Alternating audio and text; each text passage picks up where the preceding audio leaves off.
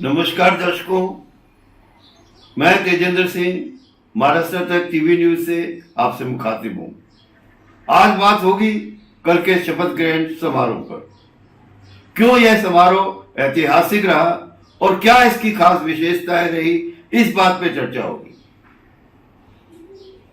जैसा कि आप जानते हैं, 11 दिन से लगातार रसाकसी चलती आई। मुख्यमंत्री होगा कौन? कभी तो देवेंद्र फडणवीस जी के नाम की बात होती, कभी रविंद्र चौहान जी के, कभी किसी और एमपी के बारे में बात होती, वो केंद्र सरकार छोड़ के यहां मंत्री बन सकते हैं। इस प्रकार की अलग अलग भ्रांतियां, अलग अलग बातें निकल कर आ रही थी। लोग अलग अलग वक्तव्य दे रहे थे, विश्लेषक अपने अलग अलग विश्लेषण बता रहे थे कि दिल्ली क्या चाहता है, संघ क्या चाहता है, और एकनाथ शिंदे नाराज हो गए हैं, गांव चले गए हैं, सतारा चले गए हैं। इस तरह की बहुत बहुत बातें निकल कर आई। लगातार मीडिया इस बारे में रोज कुछ नया परोस रहा था और हमें देखने को मिल रहा था। आखिर में सरकार बनी और देवेंद्र फडणवीस मुख्यमंत्री चुने गए। इस बीच खास बात यह रही कि देवेंद्र फडणवीस तटस्थ रहे।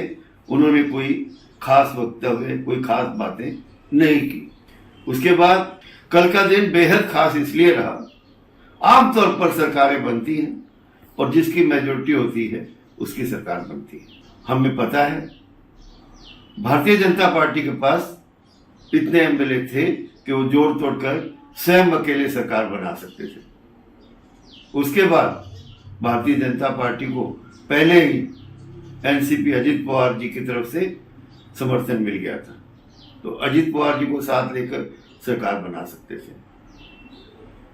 उसके बाद भी मान मनोवर का दौर चला। 11 दिन तक बातचीत होती रही और अजित पवार जी उप मुख्यमंत्री चुने गए, एकनाथ शिंदे जी को उप मुख्यमंत्री बनाया गया और इस प्रकार सभी दलों ने, महायुति के सभी दलों ने मिलजुल कर कल सरकार बनाई। खास तौर पर यह भी एक कारण है जिसलिए हम इस सरकार को ऐतिहासिक सरकार मानते हैं और इस दिन को ऐतिहासिक दिन मानते हैं। उसके बाद बहुत सारी बातें थी जो खास थी।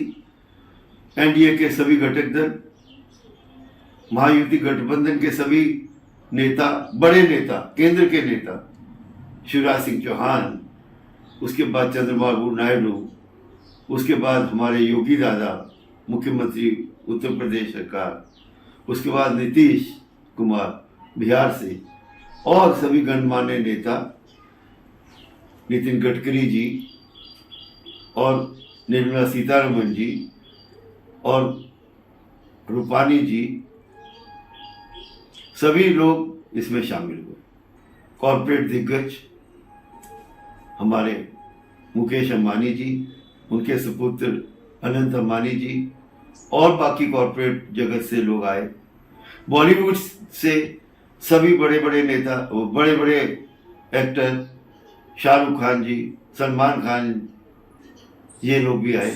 इन्होंने शिरकत की। अलग अलग फील्ड से, अलग अलग क्षेत्र से गणमान्य लोग इस मामले में, इस प्रोग्राम में आए, शिरकत की। खास तौर पर साधु संतों के लिए एक अलग स्टेज बनाया गया, उनको पूरा सम्मान दिया गया। मुख्यमंत्री चुने जाने के बाद देवेंद्र फडणवीस जी साधु संतों के स्टेज पे गए और सभी से आशीर्वाद लिया। यह एक ऐतिहासिक समय माना ही जाएगा। आज तक हमें कभी देखने को नहीं मिला कि कोई मुख्यमंत्री साधु संतों को, धर्म अधिकारियों को, बड़े बड़े धर्म के अनुयायियों को उनसे मिले, आशीर्वाद ले, स्टेज पे उन्हें आमंत्रित करे। इस तरह का नज़ारा पहली बार हमें देखने को मिला। उसके बाद हम आते हैं, जो खास बातें हमें नजर आई, केमिस्ट्री योगी बाबा और नितिन गडकरी जी में। ऐसा बहुत कम हमें देखने को मिला था जो इस बार इस प्रोग्राम में हमें देखने को मिला योगी बाबा और नितिन गडकरी जी मिलजुल कर प्रोग्राम में शिरकत कर रहे थे और बड़े खुश नजर आ रहे थे। इसके बाद हमें देखने को मिला एकनाथ शिंदे जी से, जिस गर्मजोशी से ताजपोशी के बाद माननीय प्रधानमंत्री मिले, उन्होंने उनसे हाथ मिलाया और आंखों ही आंखों में हाथ के इशारे से हाथ थपथपा के उन्हें आश्वासन दिया कि मैं तुम्हारे साथ हूं। एकनाथ शिंदे जी के चेहरे पे चमक दिखाई दी। इस प्रोग्राम में आरएसएस के लोगों ने भी शिरकत की। खास तौर पे शरद जी चौहान आरएसएस के महाराष्ट्र मुंबई के मीडिया प्रभारी सारी व्यवस्था करते हुए देखे गए। सब चीज के अंत में मैं आपसे कहना चाहूँगा और आपको दिखाना चाहूँगा इस प्रोग्राम की कुछ खास तस्वीरें। आइए देखते हैं किस प्रकार अपार भीड़ समर्थन के बीच ये प्रोग्राम हुआ, शपथ ग्रहण समारोह हुआ। जिस प्रकार से एकनाथ शिंदे जी ने शपथ ली, शपथ की शुरुआत बाला साहब ठाकरे के नाम से की, आनंद डीके जी का नाम लिया, प्रधानमंत्री जी का नाम लिया और जनता को धन्यवाद किया।